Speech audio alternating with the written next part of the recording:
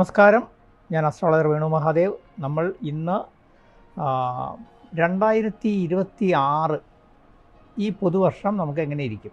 കാരണം എല്ലാവരും കഴിഞ്ഞ വർഷം ശനിമാറ്റം, വ്യാഴമാറ്റം, അതുപോലെ തന്നെ രാഹുകേതു മാറ്റമൊക്കെ ഒരുമിച്ച് അനുഭവിക്കുകയും അതിൻ്റെ ഗുണദോഷങ്ങൾ, അതായത് നമ്മളെ സംബന്ധിച്ച് എപ്പോഴും അറിയാം, ഈ രാഹു മാറുമ്പോൾ രാഹുകേതു നമുക്ക് അനുകൂലമാവുകയാണെങ്കിൽ ചിലപ്പം വ്യാഴമോ അല്ലെങ്കിൽ ശനിയോ അനിഷ്ടമായിരിക്കും. ശനി അനുകൂലമായി വരുന്നവർക്ക് വ്യാഴം അനിഷ്ടത്തിലോ അല്ലെങ്കിൽ രാഹുകേതു അനിഷ്ടത്തിലോ ആയിരിക്കും. ഇങ്ങനെ ഈ നമ്മൾ നാടൻ ഭാഷയിൽ പണ്ട് പറയും, ഒരാളൊന്ന് അച്ഛ ഒന്ന് നന്നായി വരുമ്പോൾ മോശമായെന്ന് പറയും എന്ന് പറഞ്ഞ പോലെ. അപ്പോൾ 2026 നമുക്കൊന്ന് രക്ഷപ്പെടുമോ എന്നുള്ള അറിയണ്ടേ? അതാണ് നമ്മളിന്ന് ചർച്ച ചെയ്യാൻ പോകുന്നത്. അപ്പോൾ അതിൽ ആദ്യം തന്നെ എനിക്ക് പറയാനുള്ളത്, നമ്മുടെ ജ്യോതിഷ കൈരളി ചാനലിലേക്ക് നിങ്ങൾക്ക് സുസ്വാഗതം. നമുക്ക് നിങ്ങൾ തരുന്ന ലൈക്കിനും സബ്സ്ക്രിപ്ഷനും ആദ്യം നന്ദി പറയുന്നു. നമ്മൾ മകരക്കൂറിൻ്റെ, അതായത് മകരക്കൂറെന്ന് പറയുമ്പോൾ നിങ്ങൾക്ക് എല്ലാവർക്കും അറിയാം, ഉത്രാടത്തിൻ്റെ മുക്കാല്, തിരുവോണം, അവിട്ടത്തിൻ്റെ ആദ്യത്തെ 1-2 പാദം. അപ്പോൾ മകരക്കൂറിൽ വരുന്ന ഉത്രാടം, തിരുവോണം, അവിട്ടം പകുതിക്കാരെ സംബന്ധിച്ച് ഈ വർഷം എങ്ങനെ ഇരിക്കുമെന്ന് നോക്കാം. അപ്പോൾ ഈ കൂറുകാരെ സംബന്ധിച്ചുള്ള ഈ വർഷത്തെ ഏറ്റവും വലിയ ഒരു വിശേഷമെന്ന് വെച്ച് കഴിഞ്ഞാൽ, നമുക്ക് 6-ലാണ് വ്യാഴം നിൽക്കുന്നത്. അപ്പോൾ 6-ൽ നിൽക്കുന്ന വ്യാഴം നമുക്ക് വലിയ ഗുണം ചെയ്യില്ല, നമുക്ക് തന്നെ അറിയാം. പക്ഷേ ഈ വരുന്ന ഒരു ജൂൺ വരെ ഈ അനിഷ്ടമുള്ളൂ. ജൂൺ കഴിയുമ്പോൾ നേരെ നമ്മുടെ 7-ലേക്കെന്ന് പറഞ്ഞു കഴിഞ്ഞാൽ ഉച്ചനായിട്ട് വ്യാഴം വരികയാണ്. അതായത് നിങ്ങളുടെ ധനപരമായ ക്ലേശങ്ങളെല്ലാം മാറും, ഇപ്പോഴുള്ള പ്രതിസന്ധികൾ മാറും. എല്ലാവർക്കും പ്രധാന ആവശ്യം ധനമായതുകൊണ്ട് കാര്യമായിട്ട് നിങ്ങൾക്ക് ഈ വരുന്ന വർഷം ഉപയോഗപ്പെടുത്തണം. കാരണം ഈ ഒരു വർഷം നിങ്ങൾക്ക് കടങ്ങൾ മാറി വരികയും ധനപരത്തിനുള്ള പുതിയ പുതിയ വഴികൾ തെളിഞ്ഞു വരികയും ധാരാളം ധനവും ഐശ്വര്യവും വരികയും ഒപ്പം തന്നെ നമുക്ക് പുതിയ പുതിയ പദ്ധതികൾക്കും പ്രോജക്റ്റുകൾക്കുള്ള വഴി വരും. അപ്പോൾ ഇത് നമ്മൾ വളരെ ബുദ്ധിപൂർവ്വം ഉപയോഗപ്പെടുത്തണം. ഇത് പറയാനൊരു കാരണവും കൂടിയുണ്ട്.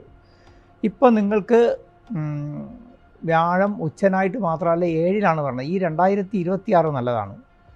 27 പകുതി കഴിയുമ്പോൾ വ്യാഴം വീണ്ടും അഷ്ടമത്തിലേക്ക് പോകും, അത് നല്ലതല്ല.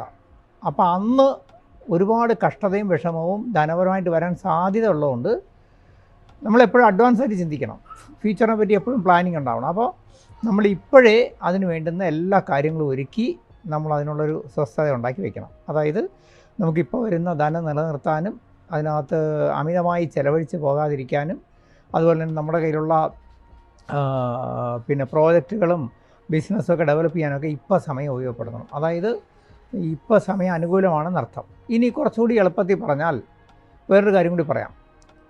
ജോലിയിലിരിക്കുന്നവർ, കാരണം ഇപ്പം നിങ്ങൾക്ക് 7.5 ശനിയൊക്കെ മാറി നിൽക്കുന്ന സമയമാണ്. ജോലിയിലിരിക്കുന്നവർ, അതുപോലെ തന്നെ നമ്മുടെ ഈ പുതിയ അവസരങ്ങൾക്ക് വേണ്ടി തേടി നിൽക്കുന്ന കലാകാർ, സെലിബ്രിറ്റികൾ, അതുപോലെ തന്നെ രാഷ്ട്രീയ പ്രവർത്തകർ, ഇവർക്കെല്ലാം സമയം കുറച്ച് നന്നായി വന്നുകൊണ്ടിരിക്കുന്ന സമയമാണ്. അപ്പോൾ ഇപ്പോഴേ നിങ്ങൾ പരിശ്രമങ്ങൾ നടത്തിയാൽ 2026 നിങ്ങൾക്ക് ഒരുപാട് ഉന്നതിയിലേക്കും ജീവിതത്തിലൊരു മാറ്റത്തിലേക്കും പോകാൻ കഴിയും. അറ്റ് ദ സെയിം ടൈം അഷ്ടമത്തിൽ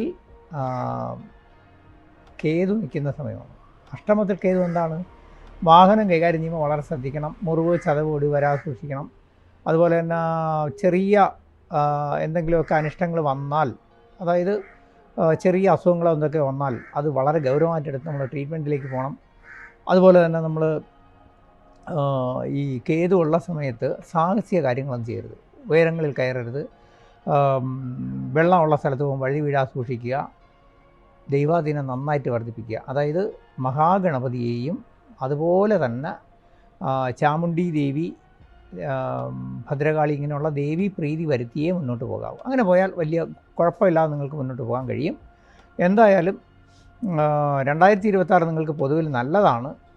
ഇനി ഞാൻ ഒന്നുകൂടി പറയുന്നത്, 2026 നിങ്ങളെ സംബന്ധിച്ച് ധനം വരും, പക്ഷേ നിലനിർത്താൻ നിങ്ങൾ ശ്രദ്ധിക്കണം. ഒപ്പം തന്നെ 2026 ശ്രദ്ധിക്കേണ്ട മറ്റൊരു പ്രധാന കാര്യം, ഈ അപ്രതീക്ഷിതമായ തിരിച്ചടികൾ വരാം. തിരിച്ചടികളെന്ന് പറഞ്ഞാൽ കൂടെ നിന്നവരിൽ നിന്നോ, പ്രത്യേകിച്ചും സാമൂഹ്യ പ്രവർത്തനം, രാഷ്ട്രീയ പ്രവർത്തനമൊക്കെ നിൽക്കുന്നവർ കൂടെ നിന്നവരിൽ നിന്നോ അല്ലെങ്കിൽ വിശ്വസ്തരിൽ നിന്നോ നമുക്ക് എന്താണ് അവരുടെ കാര്യം കാണാൻ വേണ്ടി നമ്മളെ ഒറ്റ കൊടുക്കുക, അല്ലെങ്കിൽ ചതി, വഞ്ചന, ഇതൊക്കെ വരാം. നമ്മൾ ഇന്നലകളിൽ ചെയ്തതിൻ്റെ ഒരുപാട് അനിഷ്ടങ്ങൾ പെട്ടെന്ന് തിരിച്ചടിയായിട്ട് വരുന്നൊരു സമയമാണ്. വളരെ ശ്രദ്ധിക്കണം. ഒപ്പം നിൽക്കുന്നവരെ വളരെ ശ്രദ്ധിക്കുകയും വളരെയധികം നമ്മൾ അതിൽ വാച്ച് ചെയ്യുകയും വേണം. ഇനി മറ്റൊന്നെന്ന് പറഞ്ഞു കഴിഞ്ഞാൽ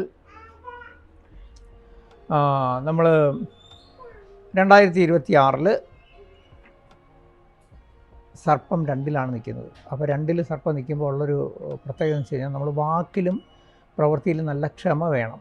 നമ്മൾ വളരെ ശ്രദ്ധിച്ച് ക്ഷമയോടെ കൈകാര്യം ചെയ്തില്ലെങ്കിൽ കുടുംബകലഹം, ഏറ്റവും അടുത്തുള്ളവരും വേണ്ടപ്പെട്ടവരുമായിട്ട് കലഹം, ഇതൊക്കെ വരാൻ സാധ്യതയുണ്ട്. അപ്പോൾ ഇത് വളരെ ശ്രദ്ധിക്കണം. കാരണം മാനസികമായിട്ട് അനാവശ്യമായ ടെൻഷനുകളും പ്രശ്നങ്ങളും, നമ്മൾ പറയില്ലേ മറ്റുള്ളവരെ സഹായിക്കാൻ പോകരുത്, പോയി പണി വാങ്ങിക്കും. അതുപോലെ തന്നെ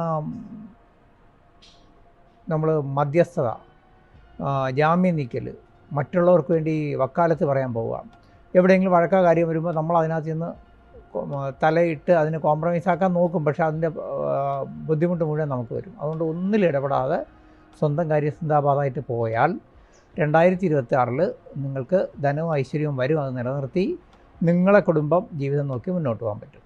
ഒപ്പം തന്നെ നിങ്ങളുടെ ഈ വരുന്ന വർഷം, അതായത് കുഞ്ഞുങ്ങളെ സംബന്ധിച്ച്, സന്താനങ്ങളെ സംബന്ധിച്ച് അവർക്ക് ഇഷ്ടപ്പെട്ട സ്ഥലത്തേക്ക് പഠനത്തിനോ ജോലിക്കോ പോകാൻ കഴിയും. കുഞ്ഞുങ്ങളെ കൊണ്ട് സന്തോഷിക്കാവുന്ന അനുഭവങ്ങളും അവസരങ്ങളും വരും. കുഞ്ഞുങ്ങളുടെ കാര്യത്തിൽ മംഗളകർമ്മങ്ങൾ നടക്കും.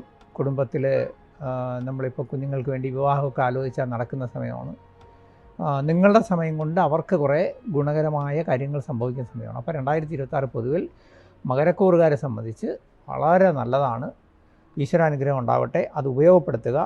കാരണം 2027 പകുതി കഴിയുമ്പോൾ സമയം നല്ലതായിരിക്കില്ല. അതുകൊണ്ട് ഇപ്പോഴേ നമ്മൾ അതിന് കണക്കാക്കി ദൈവാധീനം വർദ്ധിപ്പിച്ചും നമ്മുടെ ധനവും സ്വത്തും മറ്റുള്ളവരെ സഹായിക്കാൻ കൊണ്ടുപോകും. ഞാൻ എല്ലാ വീഡിയോകളിലും പറയാറുണ്ട്, ലോകത്തെല്ലാവർക്കും അന്നം വാങ്ങിച്ചു കൊടുക്കുക, വസ്ത്രം വാങ്ങിച്ചു കൊടുക്കുക.